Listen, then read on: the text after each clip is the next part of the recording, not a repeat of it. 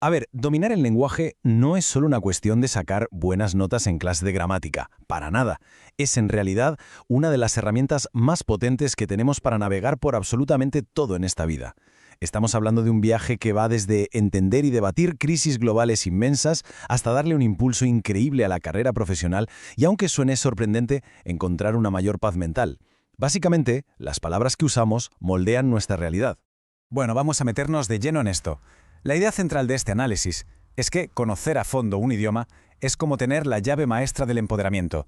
Cuando de verdad pillamos los matices del lenguaje, dejamos de ser simples espectadores viendo las noticias pasar. Nos convertimos en participantes activos. De repente podemos descifrar problemas complejísimos del mundo real, defender nuestras ideas con uñas y dientes y conectar conceptos con una claridad absoluta. Es un verdadero antes y un después. Así que, ¿cuál es el plan exacto para hoy? Muy sencillo. Primero, contextos globales y conectores. Segundo, navegando el mundo profesional. Tercero, la mecánica del movimiento. Y cuarto, la búsqueda de la felicidad. Empezamos con el punto 1, contextos globales y conectores, enmarcando el mundo macro. Para hablar de los grandes retos de hoy en día hace falta mucha precisión, y un ejemplo de libro de un reto global inmenso es este fenómeno del que todo el mundo habla, el sobreturismo. Entonces, la gran pregunta, ¿existe de verdad el sobreturismo? Si le preguntamos a la gente que vive en el centro de Ámsterdam, en Venecia o en muchas zonas del sur de Europa, la respuesta es un sí rotundo y en mayúsculas. Lo sufren todos los días. Estamos hablando de niveles de congestión insoportables, contaminación y unos precios de la vivienda que se han disparado por las nubes. Básicamente sienten que su propia ciudad les está dando la espalda. Así que el debate está más que servido. Fijaos en las barreras que están intentando levantar las ciudades ante esta avalancha. Venecia ha puesto un límite de 25 personas por grupo y cobra 5 euros por entrar a pasar el día. Ámsterdam directamente ha mandado las terminales de cruceros 85 kilómetros a Rotterdam. En Roma se están planteando cobrar 2 euros por acercarse a la Fontana de Trevi y Nueva Zelanda ha triplicado sus tasas turísticas. Pero ojo al dato. En Venecia, casi 500.000 de personas pagaron esos 5 euros encantados de la vida. Al fin y al cabo es lo que te cuesta un café en la Plaza de San Marcos. Esto nos hace pensar si estas medidas son realmente efectivas o solo parches. ¿Pero por qué da la sensación de que todo esto ha explotado de golpe? Bueno, los números hablan por sí solos. Para recuperar los niveles de turismo de 2019 tras el parón de la pandemia, en 2024 hizo falta una tasa de crecimiento de al menos un 38%. ¡Un 38%! Para ponerlo en perspectiva, históricamente el turismo crecía a un ritmo del 5% anual. Sentir casi un 40% de repente es literalmente como si nos hubieran comprimido 25 años de crecimiento en un diluvio de 3 años. Una auténtica barbaridad. Y aquí es donde la cosa se pone interesante a nivel lingüístico. Para debatir temas tan complejos como este, sin que suene a ruido, necesitamos herramientas. Necesitamos los conectores discursivos. Son como el pegamento de nuestro discurso. Usamos además para ir sumando puntos a favor. Usamos un buen no obstante para marcar ese contraste bestial entre el dinero que entra y el agotamiento de los vecinos, o debido a para explicar las causas de todo este lío. Cuando dominamos estas piezas, pasamos de simplemente opinar a argumentar con una solidez que da gusto escuchar. Pasamos al punto 2, navegando el mundo profesional, la entrevista. Dejamos a un lado la gestión de las ciudades para centrarnos en cómo gestionamos nuestra propia historia profesional, especialmente cuando nos la jugamos en una entrevista de trabajo. Venderse bien como profesional no tiene absolutamente nada que ver con soltar un rollo memorizado.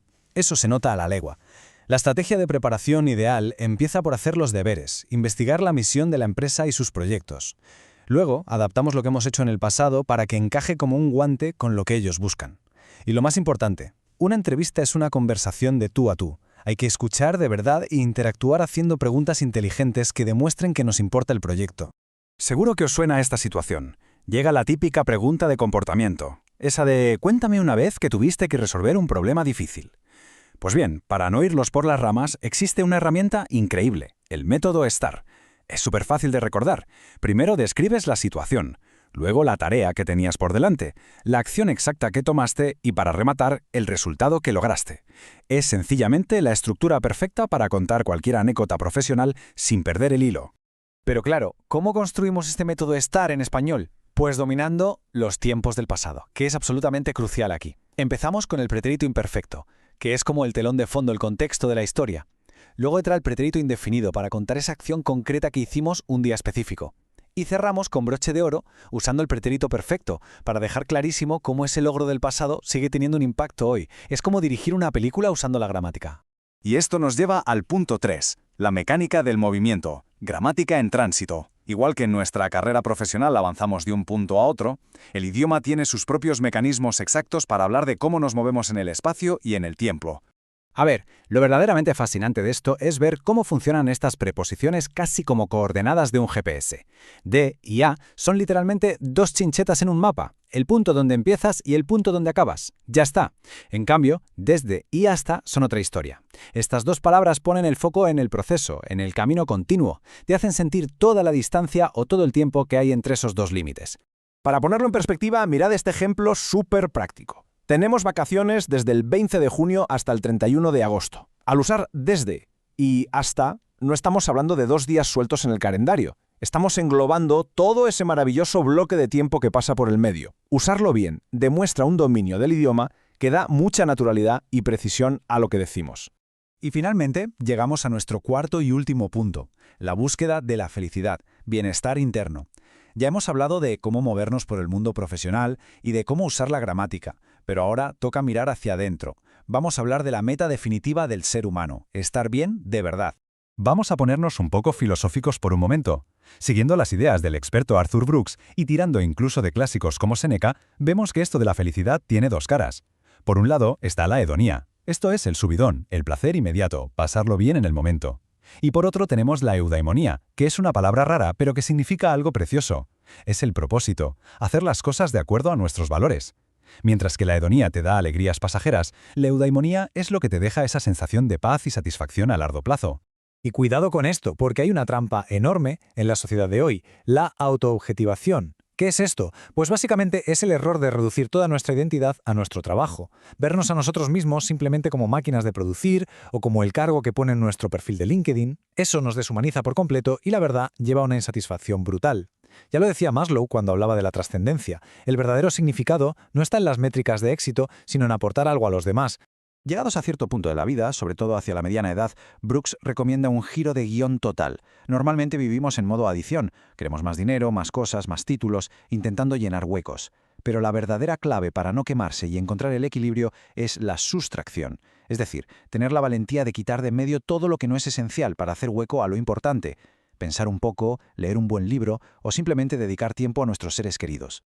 Y cerramos este análisis con una reflexión que da bastante que pensar.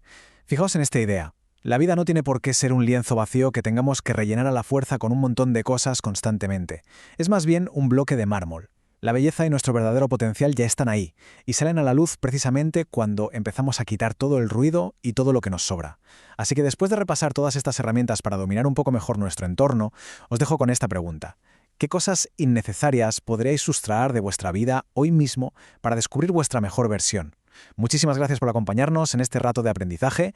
Hasta la próxima.